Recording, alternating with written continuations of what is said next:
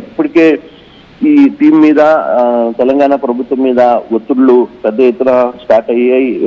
విపరీతంగా ఒత్తిళ్లు ఉన్నాయి. దీంట్లో పేర్లు బయటికి రాకుండా చూసేందుకు ప్రయత్నాలు చేస్తున్నారు అనేది. కానీ CP Cyberabad CP governor Ramesh Reddy ఈ వ్యవహారంలో కొంచెం గట్టిగా నిన్న రియాక్ట్ అయ్యారు. ఎందుకంటే ఒక్కసారిగా కాల్పులు కూడా జరపడం, పోలీసుల మీదనే కాల్పులు జరిపిన నేపథ్యంలో అలాగా అసలు యాక్చువల్ గా ఈ గన్ లైసెన్స్ రితేష్ రెడ్డిది, అయితే కాల్పులు జరిపింది మాత్రం నమిత్ మిశ్రా. ఒక్కసారిగా ఇది ఫైర్ చేయడం జరిగింది. దీంతో పోలీసులు కూడా రియాక్ట్ అయిన పరిస్థితి ఉంది.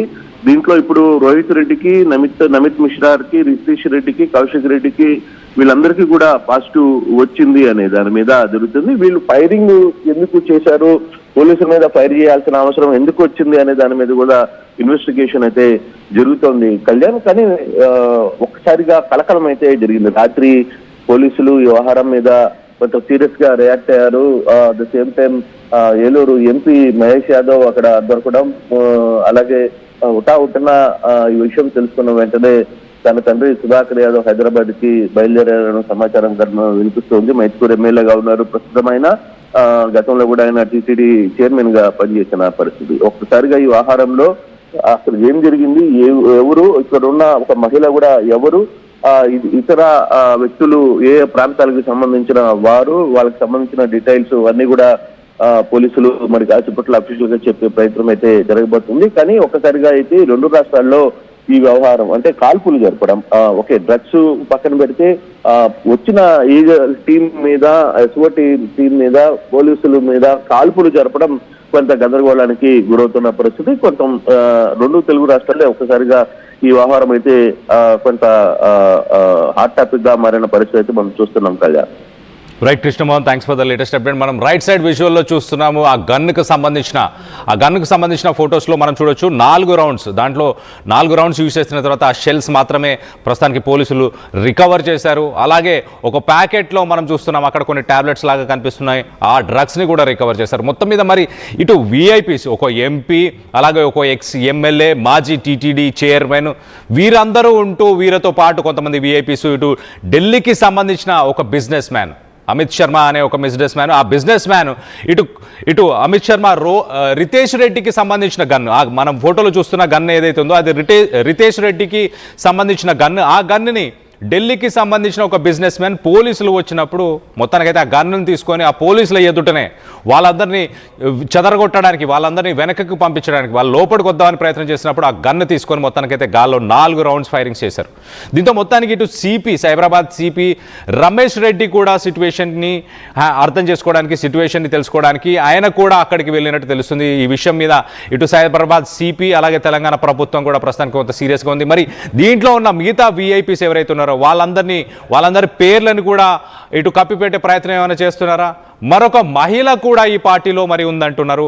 10 మంది ఇటు విఐపీస్ ఉన్న చోట మరి ఒక మహిళ ఏం చేస్తుంది, ఆ మహిళ పాత్ర ఏంటి, ఆ మహిళ ఎందుకు వచ్చింది అక్కడికి, ఆమెకి వీళ్ళతో ఉన్న రిలేషన్ ఏంటి అన్న కోణంలో మొత్తానికి అయితే ఇన్వెస్టిగేషన్ చేస్తున్నారు.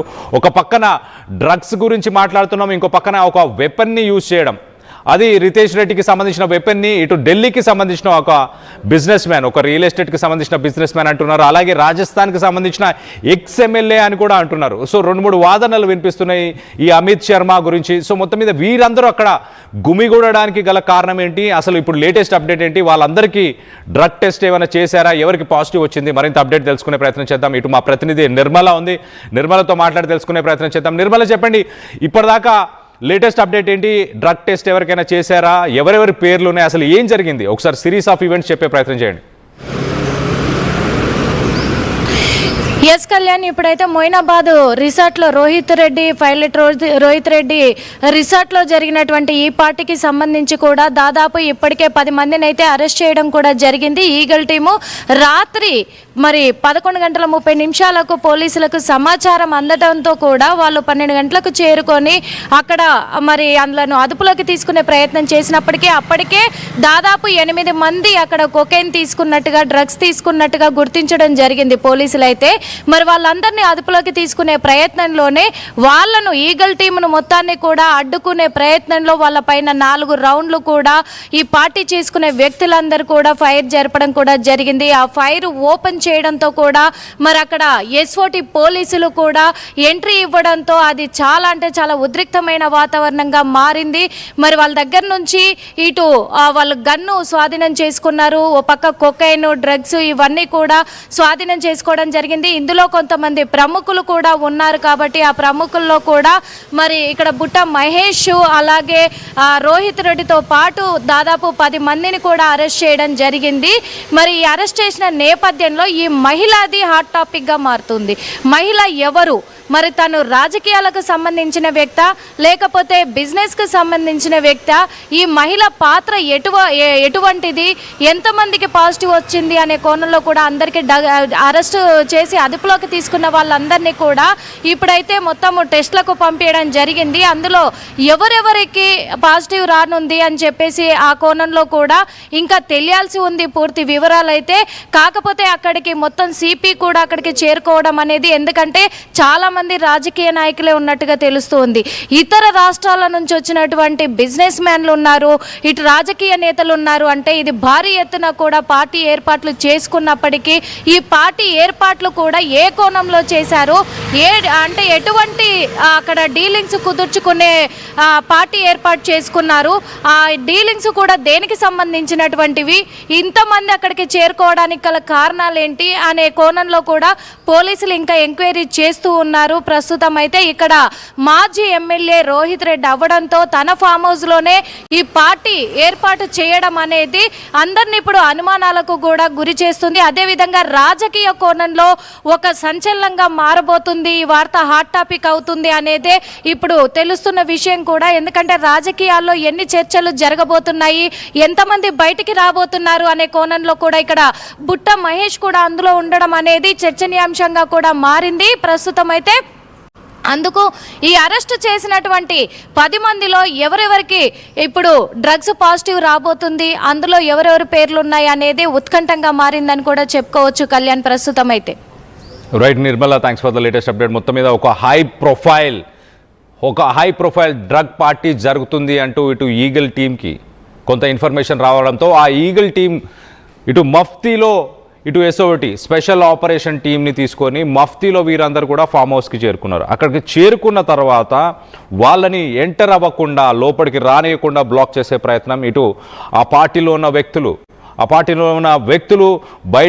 లోపలికి రానివ్వకుండా అడ్డుకునే ప్రయత్నం చేశారు ఈగల్ టీంని. అలాగే స్పెషల్ ఆపరేషన్స్ టీం, మొయినాబాద్కి సంబంధించిన పోలీస్ టీం వీళ్ళందరూ అక్కడికి చేరుకున్నప్పుడు మఫ్తీలో ఉండడంతో మొత్తానికైతే ఈ మఫ్తీలో ఉన్న వాళ్ళు ఎవరో సాధారణ ప్రజలు, ఒక కామన్ మ్యాన్సే వచ్చిండ్రు అన్న ఉద్దేశంతో మొత్తానికైతే ఈ పార్టీలో ఆల్రెడీ డ్రగ్స్ మత్తులో ఉన్న వ్యక్తులు వీళ్ళంతా ఒక రకంగా 8 మందికి పాజిటివ్ వచ్చిందన్నట్టు చెప్తున్నారు.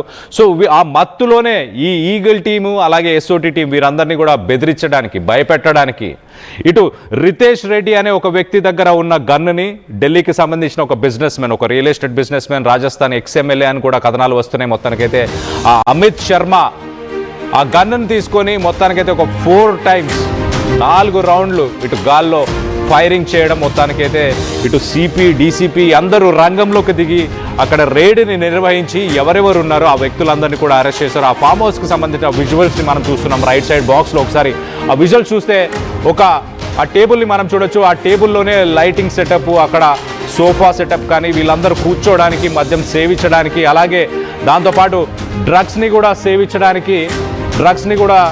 సేవించడానికి ఆ సెటప్ని అంతా కూడా ఏర్పరచుకున్న ఆ సెటప్ని అంతా కూడా మనం చూస్తున్నాము. ఆ సెటప్లో ఒకసారి మనం చూడొచ్చు ఇటు ఆ ఫామ్ హౌస్కి, వివిఐపీస్కి సంబంధించిన కార్స్, అలాగే ఒకసారి ఆ టేబుల్ మనం చూడొచ్చు. ఆ టేబుల్ని కూడా ఎలా లైట్ అప్ చేసి ఉందో ఆ టేబుల్ పైన ఇటు మద్యానికి సంబంధించిన ఆ గ్లాసులు కానీ, వాళ్ళు వాడిన విషయాలు కానీ అవన్నీ మొత్తానికైతే ఎస్ఓటి ఈగల్ టీమ్స్ అక్కడికి చేరుకున్నాక మరి ఉన్న ఆ డ్రగ్స్ని కానీ వీటన్నిటిని కూడా దాచేశారా, అప్పటికే వాళ్ళు ఆ డ్రగ్స్ని కన్స్యూమ్ చేశారా, మొత్తానికైతే కొంత డ్రగ్స్ దొరికాయి. అలాగే వీళ్ళని అందరినీ కూడా ప్రస్తుతానికి అరెస్ట్ చేశారు. మరీ ముఖ్యంగా దీంట్లో చర్చనీయాంశంగా మారింది ఏంటంటే ఈ 10 మందిలో ఒక ఎంపీ, ఏలూరు నుంచి ఉన్న ఒక సిట్టింగ్ ఎంపీ ఉన్నారు, ఒక ఎక్స్ఎమ్మెల్యే పైలట్ రోహిత్ రెడ్డి, ఆయనదే ఫామ్ హౌస్ అంటున్నారు మోయినాబాద్కి సంబంధించి. సో ఒక ఎక్స్ఎమ్మెల్యే ఫామ్ హౌస్లో ఒక ఎంపీతో పాటు ఢిల్లీకి సంబంధించిన బిజినెస్ మెన్స్, అలాగే ఇక్కడ కొంతమంది, మరొక మహిళ కూడా ఉందంట. మరి ఆ మహిళ ఎవరు, ఏంటి, ఆ మహిళ అక్కడికి ఎందుకు వచ్చింది, అసలు అక్కడ ఏం డీల్ జరుగుతుంది? ఒక టీడీపీకి సంబంధించిన ఎంపీ ఉన్నాడు, ఒక బీఆర్ఎస్కి సంబంధించిన ఎక్స్ఎమ్మెల్యే, అలాగే ఢిల్లీ రాజస్థాన్కి సంబంధించిన కొంతమంది బిజినెస్ మెన్లు దీంట్లో ఉన్నారు. అలాగే కొన్ని పేర్లు వినిపిస్తున్నాయి ఇక్కడ మనం చూస్తే కనుక. పుట్టా మహేష్ యాదవ్ ఏలూరు ఎంపీ, అలాగే పైలట్ రోహిత్ రెడ్డి బీఆర్ఎస్కి సంబంధించిన మాజీ ఎమ్మెల్యే, అలాగే పుట్టా సుధాకర్ యాదవ్, అమిత్ శర్మ ఢిల్లీ అలాగే రాజస్థాన్కి సంబంధించిన ఒక బిజినెస్ మెన్, ఒక ఎక్స్ఎమ్మెల్యే అంటూ కూడా వాదనలు వస్తున్నాయి. మరో పక్కన రితేష్ రెడ్డి అనే వ్యక్తి, ఆ వ్యక్తికి సంబంధించిన గన్నునే ఇటు అమిత్ శర్మ యూజ్ చేసినట్టు తెలుస్తుంది. మళ్ళీ దాంతోపాటు ఇటు కౌశిక్ రెడ్డి అని ఇంకొక వ్యక్తి, అలాగే ఒక మహిళ కూడా ఉంది. ఆ మహిళ ఎవరు, మరి ఆ మహిళ కూడా డ్రగ్స్ని కన్స్యూమ్ చేసిందా? అసలు వీరందరూ అక్కడ గుమ్మిగూడి ఏం చర్చిస్తున్నారు? ఏదైనా బిజినెస్ డీల్ చేస్తున్నారా, లేకపోతే ప్రభుత్వాలను కూల్చే ప్రయత్నం ఏం చేస్తున్నారా? మనందరికీ తెలుసు పైలట్ రోహిత్ రెడ్డి గతంలో ఇటు బీజేపీకి సంబంధించి కొంతమంది, ఇటు హిందుత్వ మతానికి సంబంధించిన కొంతమంది మత పెద్దలు వచ్చి ఇటు తనని కొనుగోలు చేసే ప్రయత్నం చేశారంటూ గతంలో ఆరోపణలు చేయడం.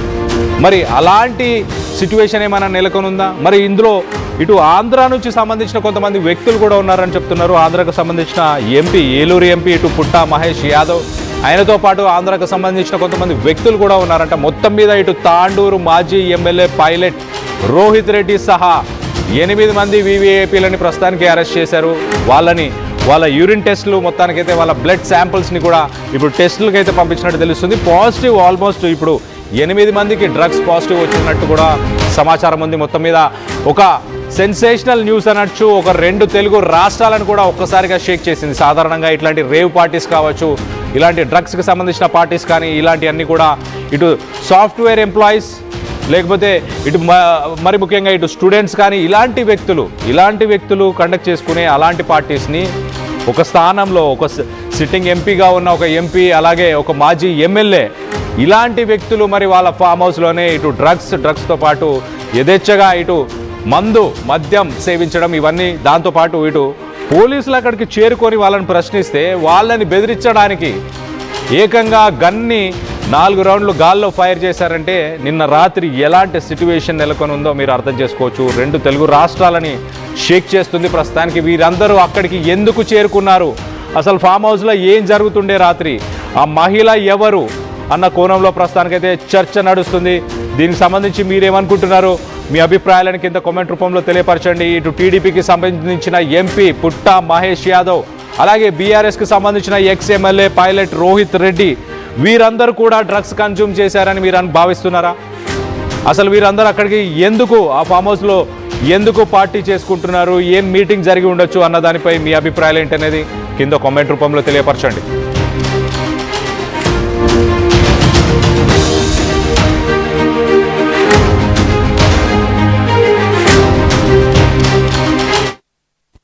జై గోవింద.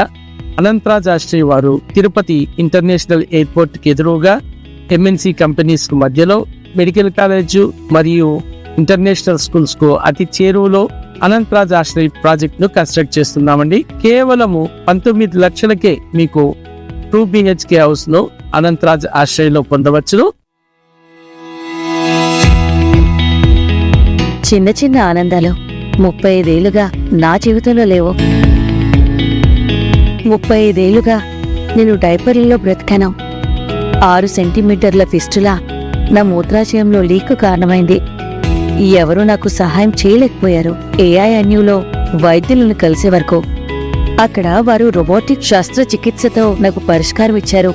వారు నా ఆత్మవిశ్వాసాన్ని కూడా తిరిగిచ్చారు. Precision care makes it possible. The Center for Robotic Surgery at AINU.